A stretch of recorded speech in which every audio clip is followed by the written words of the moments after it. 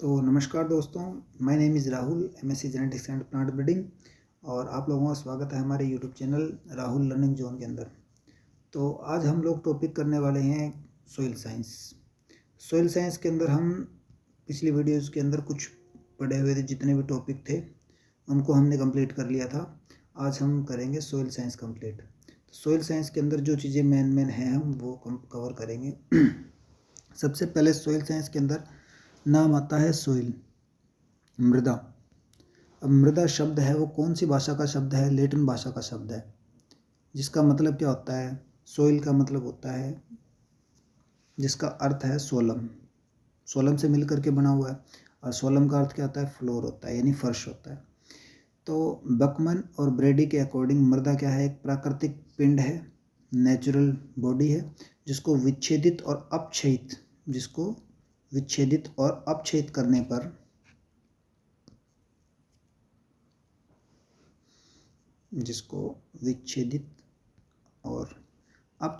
पर खनिज पदार्थों के सड़ने से बने विभिन्न पदार्थों के परिवर्तनशील मिश्रण से प्रोफाइल के रूप में संश्लेषित होते हैं। यानी कि सीधा सा मतलब विच्छेदित का मतलब डिकम्पोज होने पर, अपक्षयित होने पर, वो टूट कर मिलकर बनने से, खनिज होने के सड़ने से बने विभिन्न पदार्थ, यानी कि क्या होगी? कोई भी चीज़ है वो विच्छेदित होगी और अपक्षयित होगी, यानी कि टूटेगी और जितने भी उसके अंदर मिनरल्स हैं वो अपक्षयित होंगे, टूट कर उसके अंदर आएंगे।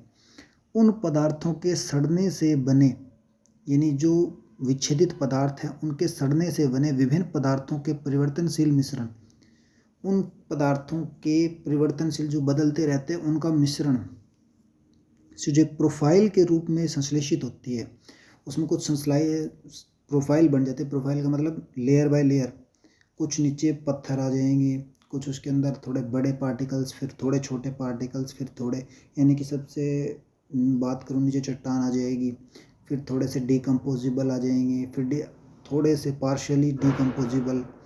तो इस तरीके से एक लेयर बनती जाती है, लेयर बाय लेयर, उसी को बोलते हैं सोइल प्रोफाइल। सोइल प्रोफाइल के रूप में बने हुए होते हैं और यह पृथ्वी को एक पतले आवरण के रूप में ढकती है एवं जल व वायु की उपयुक्त मात्रा के मिलने पर पौधों को यांत्रिक आधार व आंशिक जीविका प्रदान करती है। तो नेक्स्ट बात करते हैं किसके बारे में? उसकी फिजिकल प्रॉपर्टीज़ के बारे में, कि उसकी फिजिकल प्रॉपर्टी क्या क्या है। फिजिकल प्रॉपर्टी में हम 3-4 चीज़ें पढ़ेंगे। क्या? फिजिकल प्रॉपर्टी ऑफ सॉइल, मृदा कणाकार, soil structure and soil texture. अब देखते हैं उसका कंपोजिशन क्या है सॉइल का। सॉइल का कंपोजिशन में हम बात करें तो 4 तरीके का होता है। देखो इसमें मैं एक डायग्राम बनाता हूँ आपके सामने, ठीक है? इधर जगह है।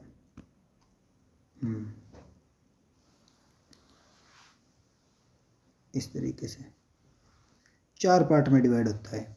तो एक में क्या आता है? एयर आ जाती है, हवा आ जाती है। एक में आ जाता है वाटर आ जाता है, पानी आ जाता है। एक में क्या आ जाते हैं? मिनरल्स आ जाते हैं, खनिज पदार्थ आ जाते हैं। एक में क्या आता है? ऑर्गेनिक मैटर आ जाता है, यानी कार्बनिक पदार्थ। तो एयर होती है 25%, वाटर होता है 25%, मिनरल्स होते हैं 45% और कार्बनिक पदार्थ होता है 5%। ये इसके 4 कंपोनेंट हैं। क्या इतनी बात आई समझ में? अगर इतनी बात आपके दिन समझ में आ गई हो तो फिर कंपोनेंट इसके ख़त्म हो जाते हैं। सबसे पहले इसमें बात कर रहा है खनिज पदार्थ की, जो कि अपने पढ़ा भी 45% होते हैं। खनिज पदार्थ में 90% से अधिक क्या होते हैं? ठोस प्रावस्था में होते हैं और खनिज पदार्थ होते हैं। इसमें देखो कंकड़ का साइज बताया हुआ। कंकड़ किसको बोलते हैं? जिसको 2 नैनोमीटर से बड़े हों। बालू के पार्टिकल्स क्या होते हैं? 0.02 से 2 मिलीमीटर के बीच होते हैं। सिल्ट के साइज क्या होता है? 0.002 से 0.02 के बीच।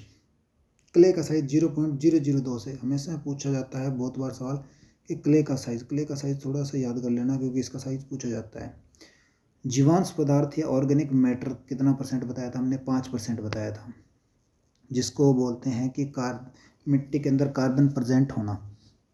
फिर आता है वाटर कितना है? 25% होता है। हमने बात की तो छोटे छोटे जो जल रंध्र होते हैं उनके थ्रू वाटर भी चला जाता है। मृदा में वायु भी कितनी होती है? 25% होती है, लेकिन उस 25% में 78% नाइट्रोजन होगी, 80 to 21% ऑक्सीजन होगी, 0.03 कार्बन डाइऑक्साइड होगी और अदर गैसेस भी होंगी। इसके बाद हम नेक्स्ट बात करते हैं मृदा के संगठन और कणाकार के बारे में। तो सबसे पहले बालू सिल्ट मृतिका के अनुपात को गठन कहते हैं, मृदा गठन कहते हैं। ठीक है, बालू यानी सैंड, सिल्ट और क्ले के रेशियो को क्या कहते हैं, मृदा गठन कहेंगे या मृदा कणाकार कहेंगे। इन तीनों के रेशियो को, मृदा गठन से मृदा के मोटेपन व महीनता का पता चलाया जा सकता है।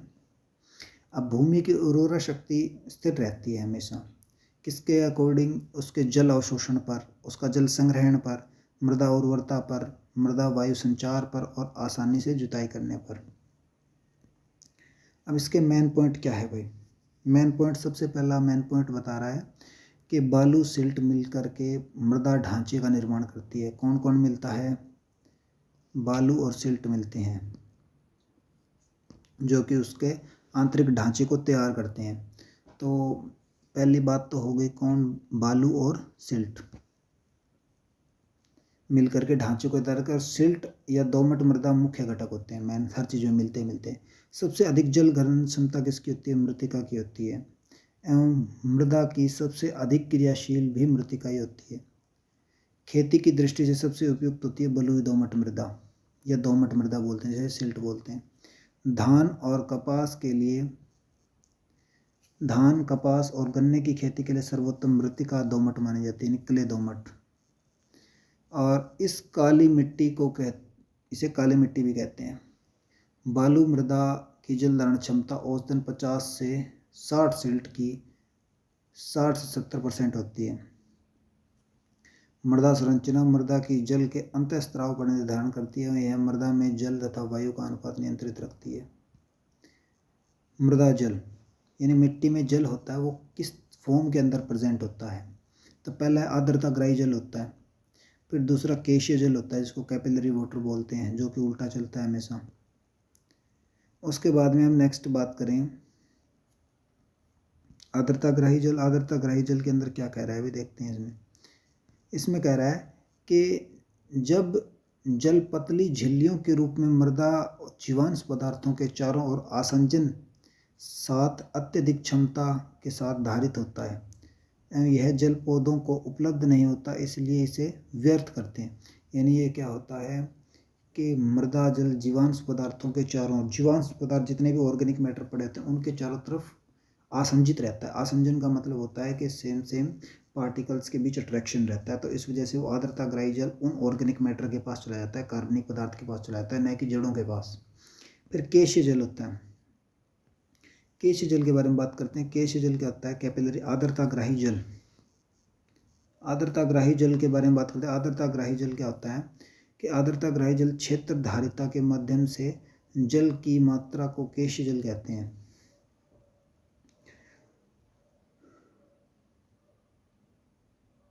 यानी क्या था, आर्द्रता ग्राही जल तो क्या हो गया, बहुत नीचे हो गया, बहुत गहरा। फिर आता है क्षेत्र धारिता ऊपर वाला, और बीच में आता है कैपिलरी वाटर, जो कि रूट को मिलता है। न तो ज़्यादा ऊपर वाला पानी मिल पाता है, न नीचे वाला पानी मिल पाता है, उसको मिलता है सिर्फ बीच वाला, तो उसे बोलते हैं। फिर यह जल्द मृदा कणों को पतली झिल्लियों के रूप में चिपका रहता है, वह मृदा कणों के चारों ओर जल की इस परत को केशीय जल कहते हैं। चूँकि केशीय जल के अणु स्वतंत्र द्रव व गतिमान अवस्था में होते हैं, इसलिए पौधे की जड़ों को आसानी से उपलब्ध होते हैं, यानी इधर से उधर टहलते रहते हैं केशीय जल, कैपिलरी वाटर। अतः केशीय जल सुलभ बहुत जल भी है, जितनी महीन कणों वाली मृदा होगी उतना ही उसका केशीय जल धारण क्षमता होगी, यानी जितने छोटे पार्टिकल्स होंगे उसकी जल धारण क्षमता उतनी होगी। मृतिका के जल धारण क्षमता सबसे अधिक होती है, वह जल मृदा में 1 से यानी 1/3 से 3 ATM बल के मध्य संग्रहित रहता है, इतने प्रेशर के ऊपर रहता है। फिर आता है ग्रेविटेशनल वाटर जिन, ठीक है।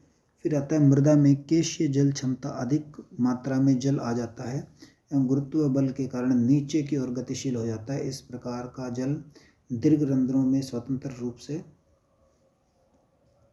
इसलिए मृदा जल 1.3 ATM पर काम करता है।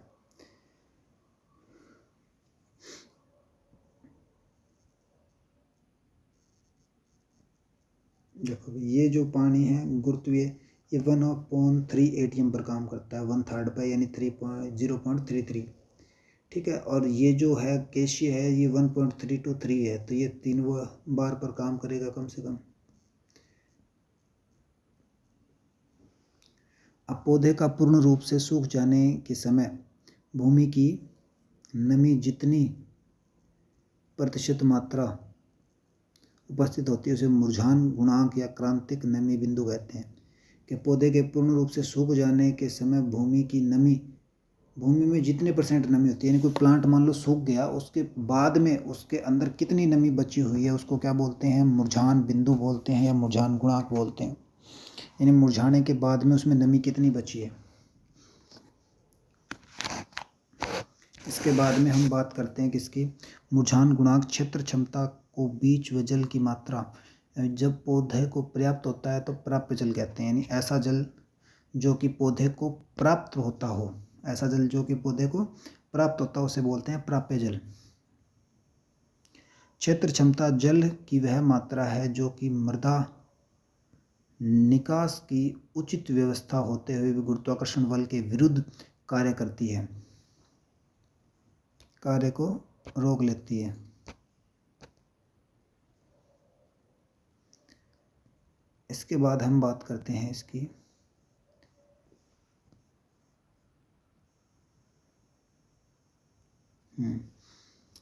क्षेत्र क्षमता जल की वह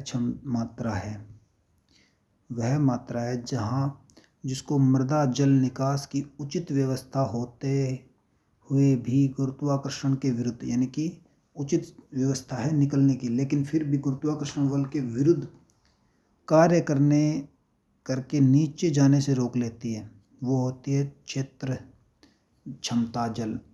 यानी कि नीचे जाने से रोक लेगी, वो जाना चाहता है नीचे लेकिन उसे जाने नहीं देगी, यानी ऊपर ही रखेगी। क्षेत्र क्षमता का वायुमंडलीय लाभ 1/3 से 1 के बीच होता है। क्षमता पर सर्वाधिक मात्रा में 100% जल उपलब्ध होता है।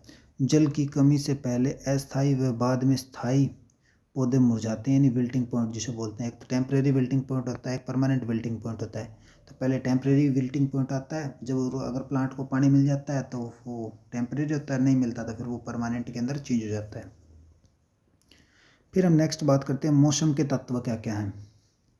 मौसम के इधर तत्व और उनको नापने के यंत्र।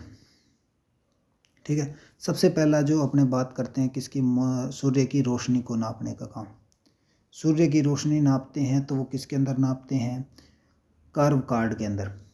फिर वायु की गति हमको सारों को पता है, एनीमोमीटर। वायु की दिशा विंड वेन से नापते हैं। अपेक्षित रिलेटिव ह्यूमिडिटी कितनी, हाइग्रोमीटर के अंदर। अपेक्षित आर्द्रता मौसम परिवर्तन पर क्या होता है, शुष्क व आर्द्र बल्ब थर्मामीटर होता है।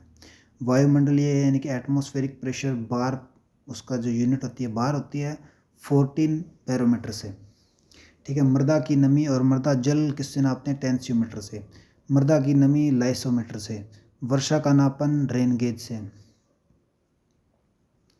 ठीक है, उच्च तापमान किससे नापते हैं, अधिकतम तापमान अधिकतम न्यूनतम तापमापी से। ठीक है, मृदा का ताप किससे, थर्मामीटर से, सॉइल थर्मामीटर से। टेम्परेचर थर्मामीटर से। सिंचाई जल की मात्रा पार्शियल फ्लूम से। कई मेथड बताए थे हम, जब पुरानी स्टार्टिंग वाली वीडियो देखना, उसमें नमी की 4 मेथड होती है, तो उसके लिए आपको वो देखना पड़ेगा। एक जिप्सम ब्लॉक मेथड भी होती है। फिर आते हैं सोइल के पार्टिकल्स, हमने पढ़ लिए थे अभी थोड़ी देर पहले ही, तो उसको पढ़ेंगे नहीं दोबारा। अब राजस्थान की प्रमुख कृषि जलवायु खंड कौन कौन से हैं वो पढ़ते हैं। ठीक है, नेक्स्ट बात करते हैं हम कृषि जलवायु खंडों की। किसके अंदर हमारे जो प्रमुख जलवायु खंड है वो कितने हैं, 10। कितने हैं, 10। अब सबसे पहले अपने बात करते हैं किसकी, शुष्क बागवानी की। फर्स्ट ए जो एरिया बांटा हुआ है वो क्या है, पश्चिमी मैदानी क्षेत्र, जिसका क्षेत्र है 4.7। इसके अंदर कौन आता है, बाड़मेर जोधपुर, जहाँ पे क्या सोविंग होती है, बाजरा मोट ज्वार। फर्स्ट बी के अंदर का आता है उत्तर पश्चिमी सिंचाई मैदानी क्षेत्र, जिसमें गंगानगर हनुमानगढ़ आता है। इसमें क्या, कपास गेहूँ और सरसों उगाई जाती है। फिर फर्स्ट सी के अंदर कौन आता है, शुष्क मैदानी पश्चिम क्षेत्र। इसमें कुछ सिंचित क्षेत्र है, बीकानेर जैसलमेर चूरू। ठीक है। इसके बाद बाजरा, मोठ, ग्वार, गेहूँ बोया जाता है इसमें। फिर सेकंड ए के अंदर आता है अंतःस्थलीय जलोत्सर्ग अंतर्वृत्तीय मैदानी क्षेत्र। इसमें सीकर, नागौर, झुंझुनू, चूरू का कुछ शेष बचा हुआ भाग आता है। इसमें बाजरा, ग्वार, सरसों और तिल। सेकंड बी के अंदर कौन आता है? सेकंड ए नहीं, सेकंड बी होगा भैया, सेकंड बी ए। लूनी नदी अंतर्वृत्तीय मैदानी क्षेत्र। तो इसमें क्या आता है? 3 मीटर का एरिया हो, 3 मीटर क्या, इसमें पाली, जालोर, कुछ भाग सिरोही का और जोधपुर का भी। गेहूँ, सरसों, ज्वार, बाजरा, चना। थर्ड ए के अंदर कौन आता है? थर्ड ए में शुष्क, अर्ध शुष्क पूर्वी मैदानी क्षेत्र आता है और इसमें अजमेर, दौसा, जयपुर, टोंक आता है। सरसों, गेहूँ, चना, जौ, बाजरा इसमें। और सबसे बड़ा जो होता है वो किसका है? फर्स्ट सी है, जिसके अंदर बीकानेर, जैसलमेर, चूरू आते हैं, बड़े बड़े राज्य आते हैं। फिर थर्ड ए के बारे में बात करें, थर्ड ए तो कंप्लीट हो गया हमारा। थर्ड बी में बाढ़ संभाव्य पूर्वी मैदानी भाग, जिसमें अलवर, भरतपुर, धौलपुर, कुछ भाग सवाई माधोपुर का। इसमें सरसों, गेहूँ, जौ, चना, बाजरा उगाया जाता है। फोर्थ ए के अंदर आर्द्र दक्षिणी मैदान, जिसके अंदर भीलवाड़ा, राजसमंद व कुछ भाग उदयपुर, चित्तौड़गढ़, सिरोही का भी आता है। मक्का, ज्वार, खरीफ और दालें। इसमें क्या आता है? फोर्थ बी के अंदर आर्द्र दक्षिणी मैदान, डूंगरपुर, बांसवाड़ा, कुछ भाग उदयपुर, चित्तौड़गढ़ के भी। मक्का, चना, मूंग। और लास्ट एंड फाइनल पांचवा आर्द्र दक्षिणी पूर्वी मैदानी भाग, कोटा, झालावाड़, बूंदी, बारां, कुछ भाग सवाई माधोपुर के। सोयाबीन, ज्वार, सरसों, धनिया, गेहूँ। फिर हम नेक्स्ट बात करते हैं किसकी? इसके बाद आता है सोइल फर्टिलिटी। ये हमारा नेक्स्ट टॉपिक है, इसको अपने कल करेंगे। तो आज की वीडियो यहीं पर ख़त्म करते हैं। इसी के साथ हमारा एक टॉपिक कंप्लीट होते हुए फिर हम कल बात करेंगे किसकी? सोइल फर्टिलिटी और प्रोडक्टिविटी की। यह भी हमारा टॉपिक है। उसके बाद इन दोनों में डिफरेंस क्या होता है और मिट्टी के अंदर कौन कौन से प्रेजेंट हैं। फिर आते हैं अपनी सोइल, प्रॉब्लमेटिक सोइल, ये सैलाइन सोडिक सोइल। और इसके बाद हम डिस्कशन करेंगे उस सोइल को ठीक करने के, उसका अमेंडमेंट, उसको ठीक सुधार। फिर अम्लीय मृदाएँ आ जाएंगी, अम्लीय मृदा का सुधार भी हो जाएगा। राजस्थान की मृदाएँ पढ़ेंगे और मृदा क्षरण पढ़ेंगे और संरक्षण पढ़ेंगे। तो आज के लिए इतना ही बहुत है। तो इसी के साथ आप लोगों ने साथ साथ में नोट भी कर लिया होगा, बहुत अच्छी बात है। इसी के साथ हम विदा लेते हैं। आप लोगों का बहुत बहुत धन्यवाद। पढ़ते रहिए और याद करते रहिए।